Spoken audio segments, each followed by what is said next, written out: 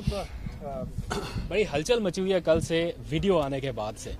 ये वीडियो पहले कहाँ पर थी? कुछ टाइमिंग के ऊपर बड़ा एतराज़ कर रहे हैं अपोजिशन जमातें कि ये पहले कहीं पर थी और अब अचानक से आ गई। और दूसरा ये भी शो किया जा रहा है कि शायद ऐसे मौके पर रिलीज़ करके इदारों को दबाव में लाने की कोशिश की जा रही है।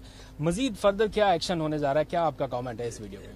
पहली चीज़ तो मुझे बड़ा अफसोस से कहना पड़ता है कि जो भी ये सवाल कर रहे हैं उनको सबसे पहले तो एक सवाल करना चाहिए कि क्या यहाँ सियासतदानों के ज़मीरों का सौदा होता है या नहीं होता। सवाल तो ये है, क्या पैसा चलता है लोगों के ज़मीर खरीदने पे, रिश्वतें देने पे? और वो लोग जो कि मुल्क की लीडरशिप है, यानी आपके एमपीज और ये जो आपके सेनेटर्स हैं, ये मुल्क की लीडरशिप है। तो जो रिश्वत दे के सेनेटर बनता है और वो जो एमपीज अपने ज़मीर बेचते हैं, यानी सवाल तो ये है सबसे बड़ा। और पहले अगर ये सवाल अगर लोग पूछें कि ये क्या अभी हुआ है, ये 30 साल से हो रहा है, इसमें सबको पैसा मिलता है और लीडरशिप को पैसा मिलता है। और मुझे कैसे पता है? क्योंकि मुझे खुद पैसे की ऑफर आई हुई है। मुझे पहले 5 साल पहले जब हमारा सेनेट का इलेक्शन था, उन्होंने हमें पैसे की ऑफर की, तब मुझे पता चला कि ये तो ऊपर ये क्यों नहीं, जब एक पॉलिटिकल लीडरशिप को पता है कि पैसा चलता है, इन्होंने क्यों नहीं कोशिश की चेंज करने की? क्योंकि ये खुद पैसे बनाते हैं इसमें से। और ये जो सारी हमारी जमहूरियत की नफी है, ये कौन सी जमहूरियत है कि आप पैसे बना के दे के सेनेटर बन जाए? और ये कौन से मेंबर्स ऑफ पार्लियामेंट हैं जो कि पैसे लेके अपनी वोट बेचे? तो ये तो जमहूरियत की नफी हो गई। और ये सवाल पूछना कि वीडियो मेरे पास थी, मेरे पास अगर ये वीडियो होती तो वो जो हमने 20 लोग निकाले थे, उन्होंने 2 ने तो मेरे पे केसेस किए होते, मैं अदालत में क्यों ना ये वीडियो ले जाता अगर मेरे पास होती। हमारा वकील जो 2 साल से जब जा रहा है अदालत में, तो वो वीडियो दिखा देता, केस ही खत्म हो जाता अगर मेरे पास ये होती पहले। सवाल ये नहीं है, फिर से मैं कहता हूं, इन लोगों ने ये चोर जो अपने आप को सियासतदान कहते हैं, ये जो पीडीएम के अंदर ये जो सारी अपनी चोरी बचाने के लिए यूनियन बनी हुई है, इन सारों से सवाल ये पूछना चाहिए कि जब आपको पता था 30 साल से, तो मैं तो बाद में आया हूं, 30 साल से आपकी पार्टी पावर में है, क्यों नहीं आपने इसको रोकने की कोशिश की? प्राइम मिनिस्टर साहब ये बताइएगा कि आप अभी आपने आप चीजों को छुपाने पे बिलीव नहीं करते, सारी रिपोर्टें हम मंजर पे ले आते हैं। ये आप कई दफा फरमा चुके हैं, कह चुके हैं कि मुझे ऑफर हुई थी माजी में, तो आज ये बता दें कि वो ऑफर किसने की थी, कौन सी सियासी जमात थी, कौन सा फर्द था, ताकि उसका भी चेहरा सबके सामने आया जो आपके पास गया और पैसे लेके ऑफर की कि सेनेट की सीटें बेची जा सकती हैं, खरीदी जा सकती हैं। मुझे एक आदमी ने ऑफर नहीं की, कई लोगों ने ऑफर्स भिजवाई कि अगर आप हमें इस सेनेट की सीट दे दें तो कई हम इतना पैसा देने के लिए तैयार हैं, आप शौकत खान हमें दे दें। इस तरह की ऑफर्स होती है। एक मिनट सुन ले, देखें, एक ने नहीं दी, कईयों ने दी है। और ये मुझे नहीं मिलती, मेरे और लोगों को जो और मेरे मसलन जो समझते हैं ना पार्लियामेंट्री बोर्ड में है, उनको भी लोग पैसे ऑफर करते हैं कि जनाब अगर सेनेटर बना देते थे। इस वक्त बलूचिस्तान में एक सेनेटर बनने का जो रेट जा रहा है 50 करोड़ से 70 करोड़ पे जा रहा है, कि एक सेनेटर बनने के लिए तकरीबन 50 से 70 करोड़ रुपए वो खर्च करेंगे बनने के लिए। तो मुझे बताएं कि उन्होंने क्या बलूचिस्तान की, वो जो इतना पैसा खर्च करेगा वो कोई हातम ताई तो नहीं है, वो आके पैसा बनाएगा। तो पैसा किससे बनाएगा? पाकिस्तानी अवाम की खाल खींचेगा, पाकिस्तान का खून चूसेगा, इस तरह ही पैसा। कोई वो 70 करोड़ रुपया, कोई 50 करोड़ रुपया ऐसे तो नहीं खर्च करता। प्राइम मिनिस्टर साहब ये बताइएगा, प्राइम मिनिस्टर साहब ये बताइएगा, अभी आपने जिस कादिर ने वीडियो का जिक्र किया, सर इसमें जो जिन्होंने पैसा लिया, जिन्होंने दिया, वो तो सामने आ गए। इसके नतीजे में जो सेनेटर्स मुंतखब हुए, आपने तो कल कार्रवाई की और अपने वजीर कानून को आपने हटा दिया, लेकिन इसके नतीजे में जो सेनेटर्स मुंतखब हुए, आपको नहीं लगता कि इलेक्शन कमीशन को उनके खिलाफ आर्टिकल 62-63 की कार्रवाई करनी चाहिए? और साथ ही सर, इस वीडियो के आने के बाद मौलाना फजलुर रहमान ने आपको उनसे सियासत सीखने का मशवरा दिया, इस पर भी कमेंट करते सर। देखें, इसमें जो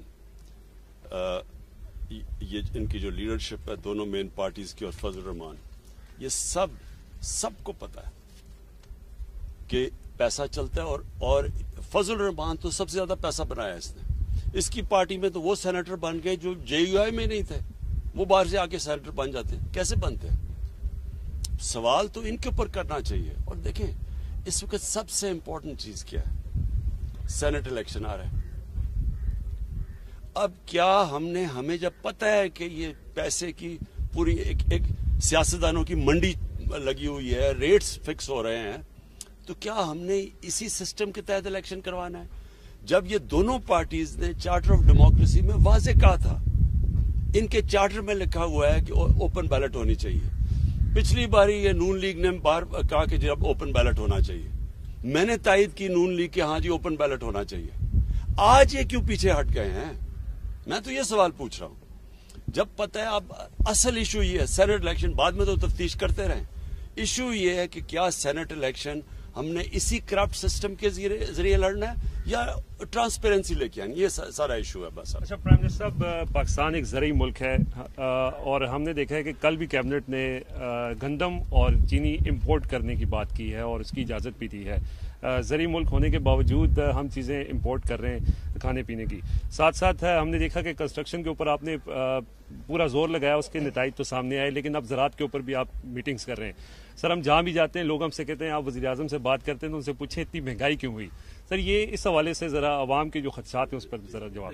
ये बिल्कुल ठीक बात है आपकी। महंगाई की सबसे बड़ी वजह क्या है? जब रुपया गिरता है, जब डॉलर के मुनिस्बत रुपया गिरता है, तो वो महंगाई बढ़नी होती है। क्यों? सारी चीजें जो बाहर से आप आती है वो महंगी हो जाती है। जब पीपल्स पार्टी आई 2008 में, तो तब रुपया गिरा, तब 25% रुपया गिरा, 25% तक महंगाई चली गई। आप उठा के देख लें 2008-9 में आज से बहुत ज्यादा महंगाई हुई क्योंकि रुपया गिरा था 25%। हमारी बारी 24.5% रुपया गिरा जब हम आए। और वो रुपया क्यों गिरता है? क्योंकि जब आपकी इंपोर्ट्स ऊपर चली जाती हैं, एक्सपोर्ट्स नीचे चली जाती हैं, डॉलर ज्यादा मुल्क से बाहर जा रहे होते हैं बजाय अंदर आने के, रुपया गिर जाता है। रुपए की डॉलर की शॉर्टेज होती है, वो डॉलर ऊपर रुपया नीचे। जब रुपया नीचे गिरता है, तेल महंगा, तेल महंगे के मतलब सारी ट्रांसपोर्ट महंगी, उसका मतलब बिजली महंगी, आधी बिजली तेल से बनती है, गैस आधी गैस बाहर से इंपोर्ट होती है वो महंगी, उसके बाद दालें महंगी, 70% दालें बाहर से आती है वो महंगी, घी वो बाहर से आता है घी महंगा, और फिर जब बाहर की कीमतें बढ़ती हैं फिर महंगी, पेट्रोल की कीमत बढ़े फिर महंगी। यानी जो महंगाई है, अगर आपका आज अल्लाह करे हमारी एक्सपोर्ट्स बढ़नी शुरू हो जाए, जो बढ़नी शुरू हो गई हैं, और हम इंपोर्ट्स से ज्यादा एक्सपोर्ट शुरू कर दें, तो हमारा रुपया मजबूत होगा, महंगाई कम हो जाएगी। सो ये याद रखें कि ये सबसे बड़ी वजह। दूसरी वजह बदकिस्मती से ये थी कि हमारी 2 बारिशें मौसम की तब्दीली की वजह से गलत टाइम पे आ गई, तो जो हमारी गंदम होनी थी अच्छी भली, वो हमारी बारहनी गंदम कम हुई, तो जब उसकी कम हुई तो इंपोर्ट करनी पड़ गई। अच्छा खान साहब, एक तो वीडियो आने से आपके मौक़िफ़ की तायीद हो गई कि जो हॉर्स ट्रेडिंग है वो होती है, साथ साथ जो है अपोजिशन जो है वो कहती है कि आपके जो अरकान असम्बली हैं वो इंटैक्ट नहीं है, इसलिए आप लोग जो है ओपन बैलेट से इंतखाब करना चाहते हैं। सेकेंडली, लॉ मिनिस्टर को सैक कर दिया, जो बाकी लोगों के नाम आ रहे हैं जिस तरह परवेज़ खटक साहब, और कहा गया कि वहाँ पर स्पीकर हाउस के अंदर सारा मामला हुआ, तो उनके खिलाफ भी कोई कार्रवाई का प्लान है? उनका क्लेम है। देखिए सबसे बड़ी चीज क्या है कि जी हमारे मेंबर जा रहे हैं या नहीं जा रहे हैं, ये इशू नहीं है। मैं 5 साल पहले तो मेरे मेंबर आ नहीं जा रहे थे, मैं तो 5 साल से लगा हुआ ओपन बैलेट की। मैं तो जब ये नून लीग ने कहा कि ओपन बैलेट होनी चाहिए, मैंने तो तब तायद की इनकी। तो ये तो अब से नहीं मैं कह रहा, जब सबको पता है कि सेनेट के इलेक्शन की वोट 30 साल से सबको पता है कि वोट बिकती है। मेरा सवाल यह है कि इन्होंने क्यों नहीं चेंज करने की कोशिश की। और फिर ये जो कहना कि हमारे मेंबर जा रहे हैं या नहीं जा रहे, ये याद रखें गवर्नमेंट के लिए ज्यादा आसान है। हमारे लिए अपनी जितने हमारी सीटें हैं उनसे ज्यादा हम ले सकते हैं, क्योंकि गवर्नमेंट के पास पावर होती है। इसलिए तो गवर्नमेंट में आके कोई बदलता नहीं है, बाहर कहता है, गवर्नमेंट में आके नहीं करते। हम गवर्नमेंट में बैठ के कह रहे हैं कि ये ओपन बैलेट होनी चाहिए, जबकि मैं आज आपको कह रहा हूं कि यही लोग रोएंगे जबकि देखें जी तहरीक इंसाफ की सीट से ज्यादा मिल गए हमें सेनेटर्स, ये लोग रोएंगे। अभी मैं आपको कह रहा हूं क्योंकि हम ज्यादा सीटें ले सकते हैं। हम एक मुल्क में चेंज लेके आ रहे हैं कि जब करप्शन ऊपर से शुरू होती है, जब आपकी पॉलिटिकल लीडरशिप करप्ट होगी, तो क्या थानेदार और पटवारी ठीक हो जाएगा? ओके जी, सर अब्बास समझी सर लाइटर मूड के अंदर सियासी बातें हो गई। आपके सियासी फॉलोअर्स के अलावा क्रिकेट के फॉलोअर्स भी बहुत हैं। 18 साल बाद साउथ अफ्रीका को हमने रावलपिंडी में सर शिकस्त दी। टीम पूरा साल बहुत सारी क्रिकेट उससे खेलनी है। सर कुछ तवज्जो दे रहे हैं सर? मईशत के ऊपर भी आपको अपडेट्स मिलती होंगी, क्रिकेट के ऊपर भी अपडेट्स मिलती होंगी, तो क्या समझ रहे हैं कि सर बेहतरी की तरफ हम जा रहे हैं? पूरा साल पाकिस्तान के अंदर सबसे ज्यादा क्रिकेट है, अचीवमेंट। देखिए, सच आपको बताऊं तो मुझे क्रिकेट के ऊपर कोई ज्यादा टाइम नहीं, बल्कि मैंने मैच भी नहीं देखा। मुबारक तो टीम को देता हूं, लेकिन मुझे मैच देखने का मौका नहीं मिला। लेकिन मैं आपको एक चीज कहना चाहता हूं, जो बुनियादी स्ट्रक्चर है पाकिस्तान क्रिकेट का, वो ठीक कर लिया। जो मैं बड़ी देर से कह रहा था कि इलाकाई क्रिकेट होनी चाहिए, ये ठीक हो गई। अब इसमें से वो पाकिस्तानी टीमें बनेंगी जो कि वर्ल्ड बीटर्स होंगी। अभी तक हम अच्छी टीम है, हम वर्ल्ड बीटिंग टीम नहीं बन सके अभी तक। उसकी वजह यह है कि हमारा जो बुनियादी क्रिकेट स्ट्रक्चर था वो गलत था। हिंदुस्तान ने अपना स्ट्रक्चर ठीक कर लिया है। हिंदुस्तान एक दुनिया की बेहतरीन टीम बनती जा रही है। हमारा स्ट्रक्चर क्योंकि ठीक नहीं है, हमारा टैलेंट ज्यादा है, मेरे हिंदुस्तान से बहुत ज्यादा टैलेंट है यहाँ, लेकिन हम जो हमें जिस तरह की परफॉर्मेंस देनी चाहिए वो हम नहीं दे सकते। तो असल चीज ये है कि जो बुनियादी स्ट्रक्चर है वो ठीक करें, वो इन्होंने ठीक कर लिया। अब इसके ऊपर बिल्ड करेंगे, थोड़ा टाइम लगता है, जो टैलेंट पॉलिश होने में 2-3 साल लगते हैं, लेकिन इंशाल्लाह हमारी टीम वर्ल्ड बीटिंग टीम